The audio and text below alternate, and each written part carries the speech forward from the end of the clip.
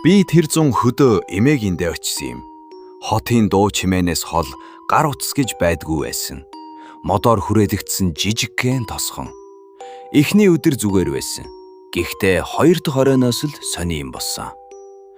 Тэр шөнө би цонхны дэргэд сууж байтал гадаанаас хүний биш хоолой сонсогдов. Боо гэж. Анхандаа хэн нэгэн тоглож байна гэж бодсон. Гэтэл дуу маш удаан, тогтмол, яг л хэн нэгэн намайг дуудан зогсож байгаа мэт.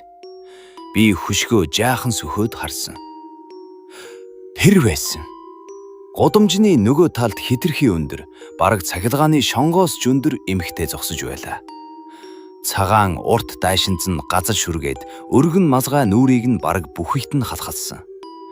Гэхдээ инээмсэгдэж байгааг нь би мэдэрсэн. Тэр яг тэр чигтээ зогсож байснаа дахин по гэсэн. Би хөшгөө шүүрч хаагаад ор руугаа гүйж орсон. Маргааш нь эмээдээ хэлэхэд эмээ царайн цайгаад "Чи түүнийг харчихсан юм уу?" гэд.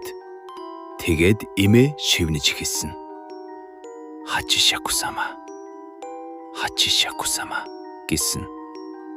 Япончууд тэрнийг 8 шаку буюу 2.4 метр өндөртэй эмхтэй сүнс гэдэг. Тэр хүүхдийг харчихвал хэд хоног ажиглаж, дотны хүний дуу хоолоогоор нь хуурч, эцэст нь дагуулж явдаг.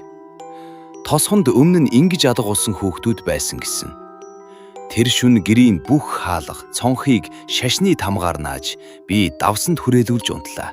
Гэхдээ шүн дунд цонхны яг цаанаас по. Энэ удаа маш ойхон сонсогдсон.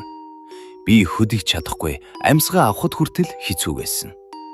Гинт шалан дээр урд сүүдэр гарч ирсэн. Сүүдэр хан даган дээшилсээр л байгаад таазанд хүрсэн.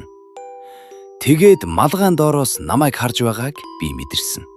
Тэгээд тэр шивнэв.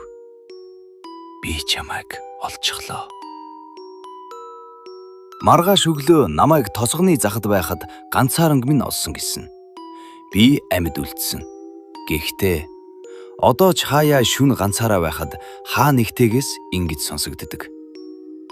По. Мөн би мэдэрч байна.